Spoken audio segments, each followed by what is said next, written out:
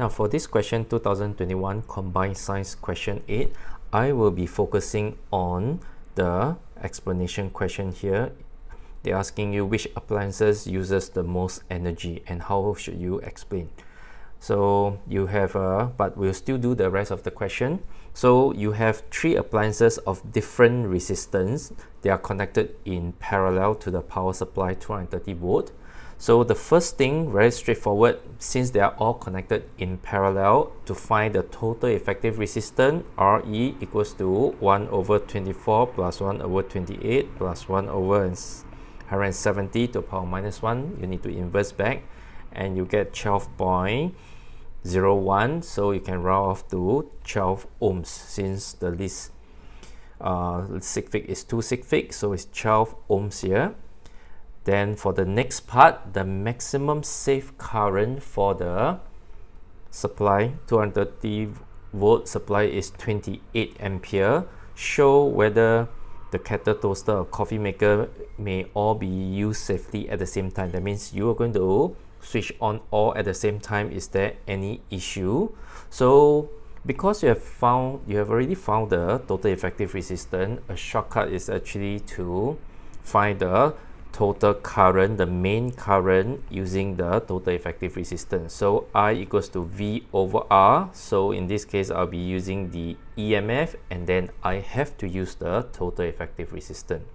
So it's 230 or 12.01 and you'll get 19.15 and you round off to, it's about 19 ampere, which is less than the maximum safe current of 28. So that means to say that maybe the wire will be safe to carry the 19 ampere because it's lower than its limit.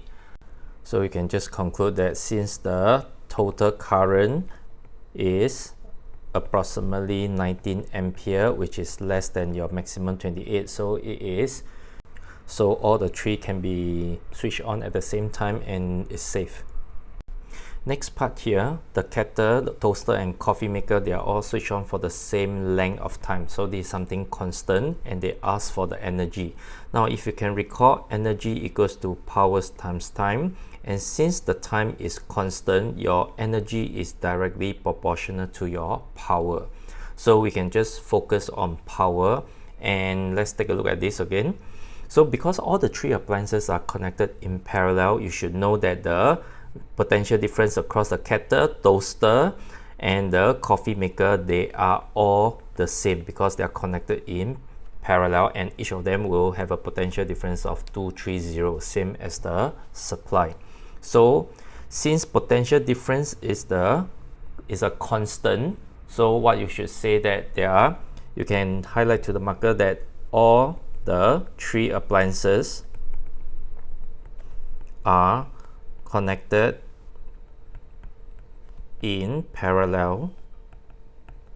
All right, the PD will be the same. So using power equals to V squared over R, so you can conclude that the power is inversely proportional to your resistance. So it will be good to write out in full inversely proportional.